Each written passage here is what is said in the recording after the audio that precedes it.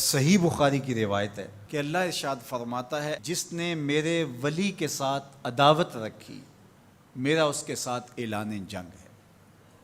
تو پھر کتنا حساس معاملہ ہو گیا جب ولی کی عداوت، ولی کی دشمنی، اللہ سے دشمنی قرار پائی کہ اب اس کا میرے ساتھ اعلان جنگ ہے، تو اب پھر ہمارے لیے ضروری ہو گیا کہ ولی کو پہچانے کہ ولی ہے کون، کہیں ہم اس کی مخالفت نہ کر بیٹھیں اور ہم اللہ جل شانہ کے قہر و غضب کا شکار نہ ہو جائیں۔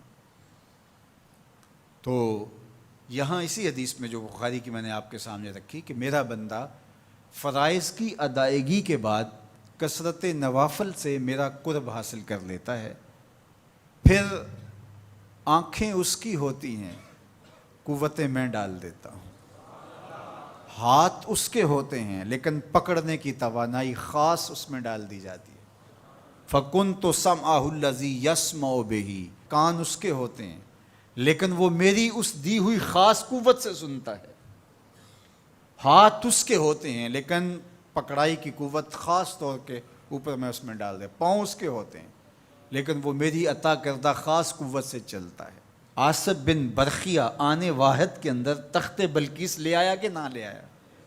قرآن نے بیان کیا نا، آنے واحد میں 1 مہینہ جاتے ہوئے لگتا تھا، 1 مہینہ آتے ہوئے لگتا تھا۔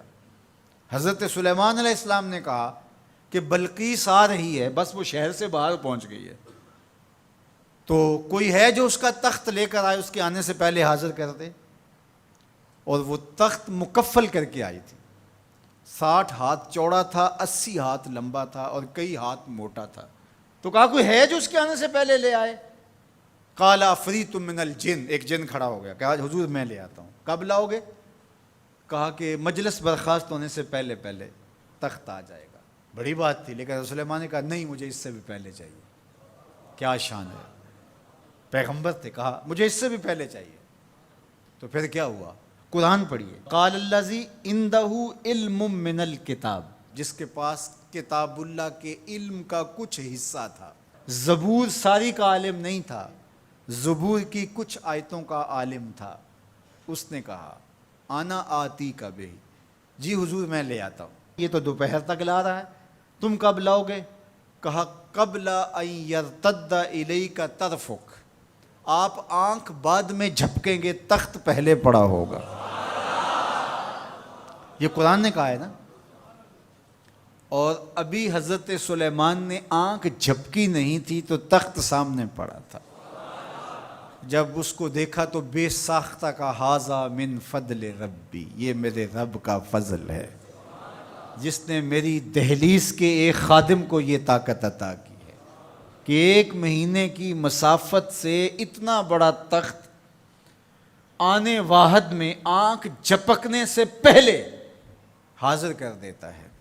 آنا آتی کا بے ہی، لفظ سنیے، آنا میں، آتی کا آتا ہوں، بے ہی اس کو ساتھ لے کے، یعنی میں ابھی گیا اور ابھی آیا اور تخت بھی لے آیا، اور وہ وہاں سے غائب بھی دکھائی نہیں دیا اور تخت بھی وہاں موجود تھا۔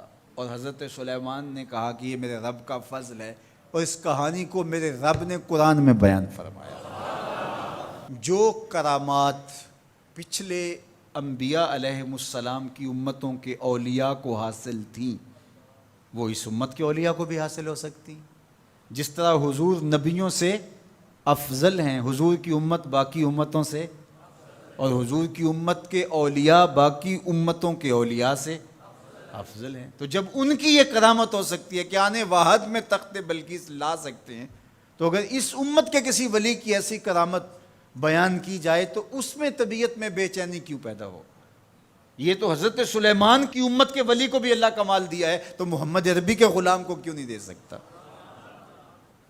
تو جو حضرت شاہ نقشبند بخاری علیہ رحمہ کا ذکر کیا جاتا ہے کہ جب آپ کی خادمہ کو اور آپ سے عقیدت کا دھم بھرنے والی خاتون کو کابل میں محل کی چھت سے دھکا دے دیا گیا، اور جب وہ نیچے پہنچی تو حضرت شاہ نقشبند بخاری علیہ رحمہ نے اس کو جو ہے وہ آسانی کے ساتھ زمین پہ رکھ دیا، تو حیرت سے آنکھیں پھٹی رہ جاتی ہیں اور پوچھتی ہیں کہ آپ کب آئے، آپ تو بخارے میں تھے؟ تو برجستہ بولتے ہیں تو از چبارہ آمدی من از بخارا آمدن، تو چبارے سے چل پڑی تھی، میں بخارے سے چل پڑا تھا۔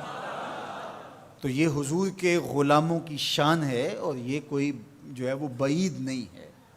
باقی رہی بات یہ عقل نہیں مانتی، تو معجزہ اور کرامت ہوتے ہی وہی ہیں جو عقل انسانی کو عاجز کر دیں۔ جو عقل میں آ جائے وہ تو فن ہوگا۔ ما یعجز بہ العقل، عقل کی جہاں پہنچ نہ ہو، جو ظاہری اسباب سے ماورا ہو، جو چیزیں ما فوق الفطرت ہوں، تو انہیں ہی تو کرامت، قدرت یا معجزہ کہا جاتا ہے۔ اور اگر وہ عقل اور فہم اور ادراک میں آ جائیں تو پھر جو ہے وہ کیا ہو۔ تو اس کی نظیر ہمارے پاس قرآن میں موجود ہے۔ اب اللہ کا ولی کون ہوگا؟ حضور علیہ السلام سے پوچھا گیا، ابن مردوی اور باقی لوگوں نے روایت کیا کہ حضور ولی کون ہے؟ تو حضور علیہ السلام نے ارشاد فرمایا، اذا رؤوا ذکر اللہ، جس کو دیکھو خدا یاد آ جائے، جس کو دیکھنے سے رب یاد آ جائے، جس شخص کی صحبت میں بیٹھ کے رغبت دنیا کم ہو اور رغبت آخرت بڑھ جائے، اس کی صحبت غنیمت سمجھ۔ اچھا، قرآن نے جو ولی کی علامت بیان فرمائی وہ یہ ہے، الذین آمنوا وکانوا یتقون، یعنی ولی کی جو علامتیں ہیں وہ ایمان اور تقوی ہے۔